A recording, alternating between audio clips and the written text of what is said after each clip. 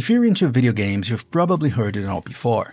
That they're bad for your health, that they make players violent, that they're just for kids, or if you're like me and you have been playing for a long time, that they'll ruin your TV. And nowadays, it's not uncommon to see posts claiming that if a man has video games as a hobby, it's a red flag. But a recent situation I went through, and in many ways I'm still going through, made me reflect on all of this and reinforce the conviction I already had for a long time. Video games are, in fact, an excellent hobby. And I promise this won't become a recurring topic on the channel, but for this video's story I have to mention it again. I lost my mom at the beginning of July. And beyond all the grief and the emotional shock of the loss, being an only child meant it was up to me to handle all the bureaucracy that comes with losing a parent. And in the middle of all of that, life just doesn't stop. You'll still have your work responsibilities, bills to pay, and a house to maintain. Naturally, over the last 40 or 50 days, my routine was thrown into complete chaos. But even so, with all the unpredictable schedules and the stress of this new reality, on some of those days I managed to keep one small ritual, turning on my console at night to play for a little bit before going to bed. It was a small moment of stability in otherwise chaotic days. During this time, with my mind completely exhausted, I didn't have the patience to start a new game, learn new mechanics from scratch, get to know new characters, and everything else that experience demands. So I ended up returning to my comfort games, the ones from my childhood and teenage years. It was almost as if it were an instinct, a way of escaping the grief by seeking the safety of the past. And just like that, I found myself back in games like Forza, God of War, Mario Kart, and of course, my favorite football games. This, by the way, explains the football video that seemingly popped up out of nowhere here on the channel. I started by playing the old titles, and then moved through the generations up to the modern era, and in the process I realized how Konami is, in my opinion, destroying a franchise I love.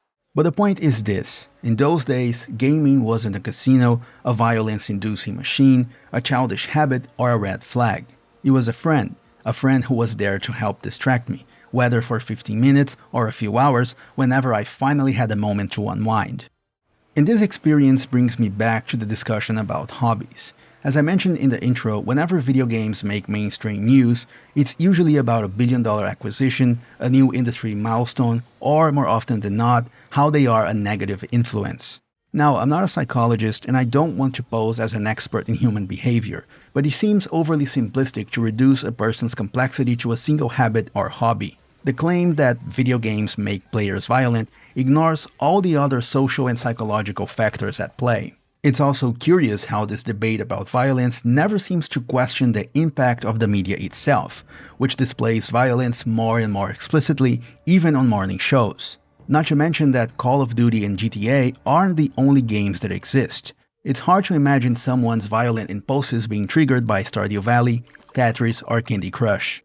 Then there's the social media argument that gaming is a red flag, and that a man who's husband material wouldn't have such a hobby. Again, it seems like a very naive and frankly ignorant attempt to define someone's virtues and flaws based on what they do for fun. In my case, I like to think of myself as a functional adult, and I really like video games.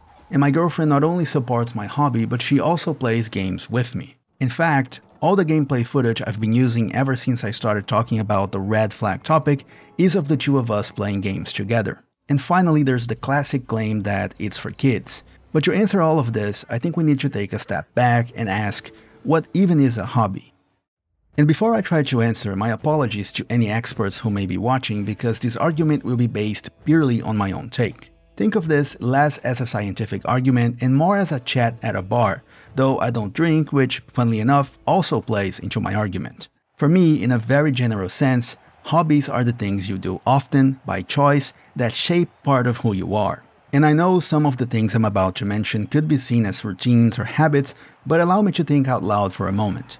I've never been a drinker or a smoker because I always saw those activities as hobbies. And when I asked myself, do I want to have these hobbies in my life, the answer was a resounding no. Using that same logic, I extend the concept to other things, liking to read, eating healthy, exercising, and even the hobby of swearing. As a result, playing video games fits perfectly here. The real question isn't whether the hobby itself is good or bad, but rather how we relate to it. With the possible exception of smoking or using heavier substances, no hobby is inherently good or bad. It's the dosage that turns the medicine into poison. Think about someone who really likes to play volleyball. If they play occasionally for fun, it's an excellent hobby. It's good for their health, and it also pushes them to get out of the house and socialize. However, if they play volleyball obsessively, more than their body can handle, they'll end up with surgeries on both knees and chronic shoulder pain for the rest of their life. The same applies to our beloved video games. And I know my opinion is biased, but I see video games as a predominantly positive hobby. And I've already made a video about how they can be a tool for learning a new language and experiencing other cultures, but the benefits go far beyond that. Games improve reflexes, logical thinking, and the way we handle puzzles. They can even build our patience and tolerance for frustration. You have to learn new mechanics, overcome challenges, and adapt to different controls. You have to learn to deal with being defeated by a tough enemy and try again and again and again. And guess what? All of these are skills that help you immensely in your professional and personal life. And with the internet, games have also become a bridge to making new friends or staying in touch with those who live thousands of kilometers away. And, as in my case, they can be the perfect tool to take your mind elsewhere when you're exhausted or stressed. But of course, there's the other side. There is a point where the critics of video games do have a bit of a fair argument. Time is exclusive. If you're gaming, you're not doing something else. You're not going for a run, filling that sales report, or giving your full attention to your significant other. And with the internet, the danger grows. Microtransactions have turned certain games into virtual casinos, with teenagers being the biggest victims. There's the risk of addiction, overspending, getting fired over it, or even not touching enough grass. However, if you have control over your hobby, if you play responsibly without letting life pass you by, without spending more than you should, and without smashing your controller at every difficult boss, then it will be an excellent companion, perhaps for your entire life. And there's one last point which is often overlooked. Let's stop for a second and think about what's happening right now. You're there on your phone, computer, or TV watching a video made by a guy who might live thousands of kilometers away. We probably have different ages, backgrounds, professions, and perhaps even divergent political views. But until I mentioned it, none of that mattered. And that's another facet of video games. They make us equals. In an era where we are paradoxically hyper-connected yet feel more alone and divided, games create common ground. If we're both on a PS5, trying to beat Lies of P or Cuphead, our last name, political party, or what kind of car we have in our garage won't help us there. We have to go through the same challenges. And when you join an online session in a cooperative game like Overcooked or Deep Rock Galactic, what matters is how you overcome the challenges together. The external differences just fade away. And this community extends beyond the game itself. You might come to YouTube and find channels, videos, and discussions forming a community around a shared passion. This creates a sense of belonging that can be hard to find elsewhere.